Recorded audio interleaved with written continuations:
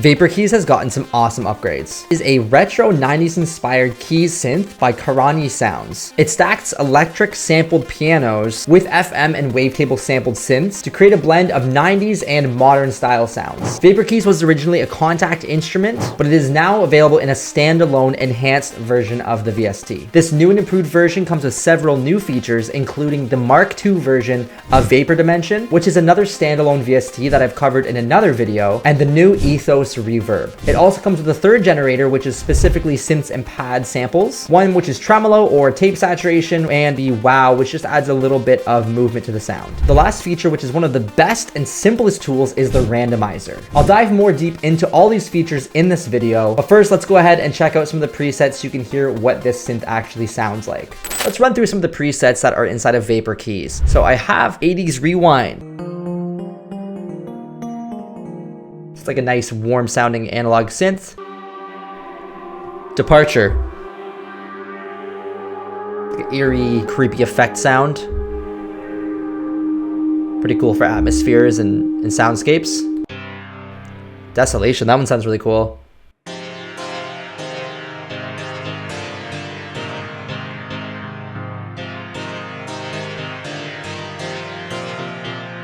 Dreamscape. Sounds like a flume sound. Ooh, I like that one too, very atmospheric. So you can hear that there's different types of sounds as well. There's more like atmospheric sounds, there's pad sounds, there's keys, lead sounds. I even made my own bass sound. Put it even lower. Really heavy, gritty bass. What's great about a lot of these presets is they have a lot of movement and a lot of just kind of modulation, which makes them sound very interesting and professional. I'll go through a couple more here. Let's see. Millennium. Oh wow, that sounds like the beginning of Billie Jean by Michael Jackson. It's very 80s inspired, so. Vapor Dreams is one of my favorite ones. It just sounds like this really nice warm key sound.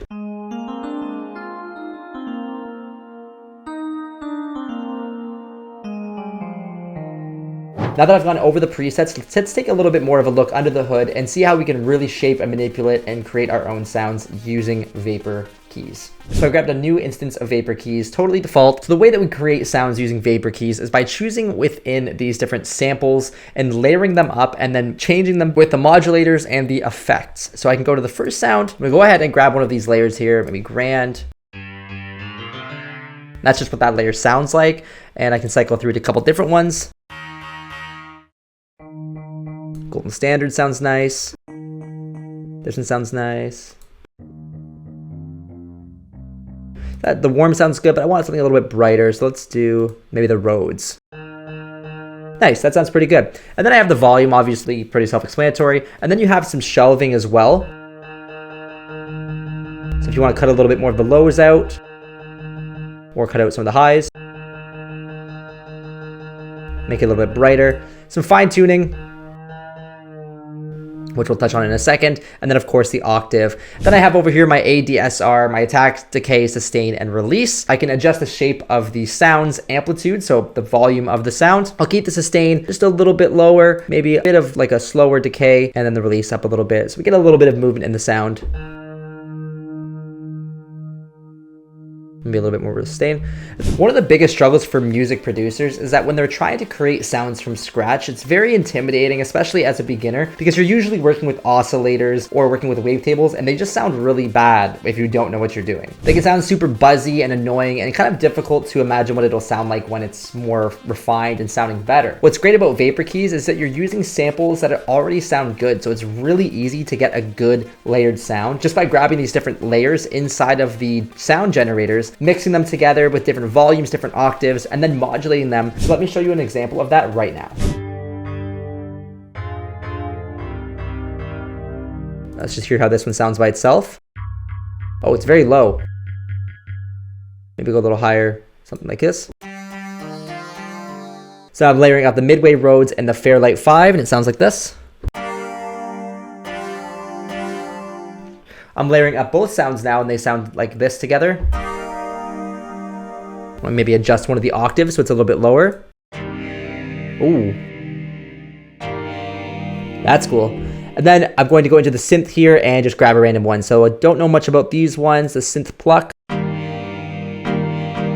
Oh, that's cool. So I'm like adding this pluck layer to it. Let's try a different one here. Telekinesis.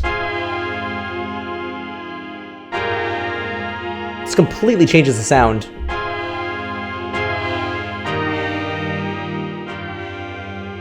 So now I have the synth sound. It sounds pretty good. Nice and low now. And then I have these modulators, so I'm going to turn on the tremolo.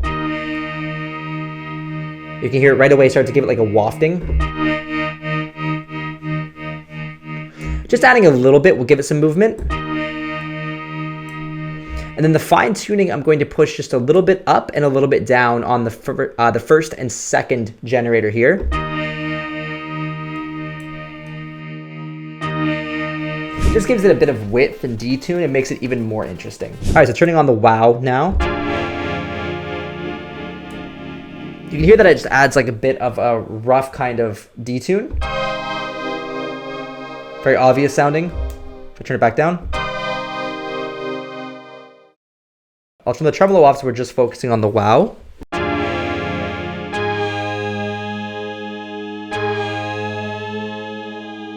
And you can hear it kind of pitch up and pitch down a little bit. So this is giving it like a bit of a, again, a tape sound. So when you increase or decrease the speed of a tape, it actually sound like it's out of pitch because when you speed things or slow things down. So let me try the wow. I'm gonna turn the tremolo down. I'm gonna push up this wow tape saturation.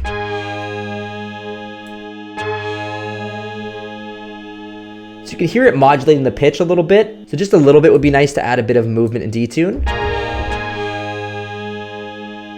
More than that is going to give it a bit of a pitch increase and decrease, which is emulating speeding up or slowing down a tape when you're actually playing back or recording something. And now would be a great time to subscribe to the channel in case you haven't already. Now I'm going to go into the vapor dimension. Vapor dimension adds width and movement and modulation to the sound, giving it just a lot of depth. So if I increase this modulation here, there's like a bit of movement, there's a bit of saturation in the background. You can change the type. It's very subtle, but you're just adding a little bit of depth to the sound. And then I can go in here and actually change. So there's some phasers, which sound really cool. It's like changing the pitch. I like that one. It's kind of vocal sounding, vowel-y. Then I have some slap. So you can obviously see there's a lot of room for some enhancement with these sounds. This is modulation all the way up. I'll turn it down about halfway, and then I'll go into the reverb, magnitude, and the longitude, or kind of like the depth and the amount of reverb that you're going to be adding.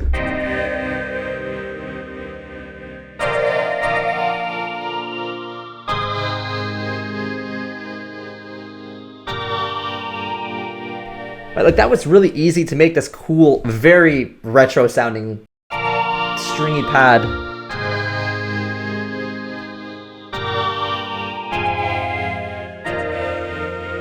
Super simple to use, and it's just kind of fun just to make sounds easily instead of spending so much time trying to fine tune everything so that it sounds good. The effects can be subtle, but they can be powerful as well based on the different settings that I used in here. You can make some more aggressive changes, or you can make more subtle movements with Vapor Dimension, and then with the Ethos Space Reverb, you can make really big, lush reverbs. Let's try some different presets in the settings here.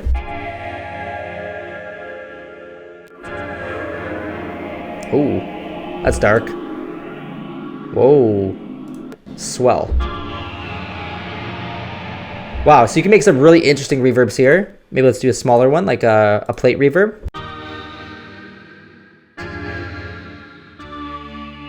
Much smaller sounding. And we can dial back the settings a bit.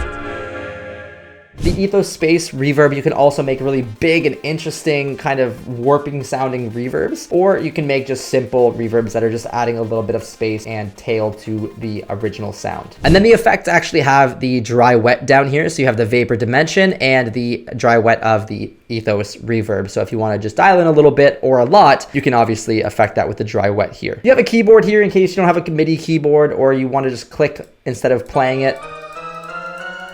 And then I have this smart random controls, which is honestly one of my favorite features of this VST plugin. You can choose which one of the randomizers you want. So if you want to randomize the sound, you just have to click sound, and it changes all the settings in here.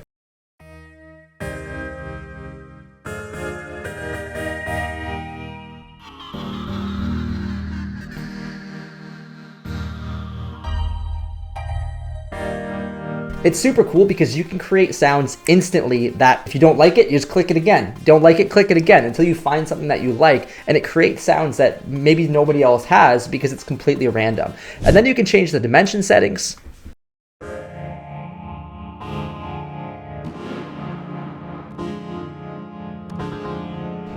And the ethos settings. If I look weird, it's because I'm just reaching over to my keyboard, which is over here. And then finally, we have the surprise, which if I click this, gives me a nice little bass, and then this changes the whole plugin.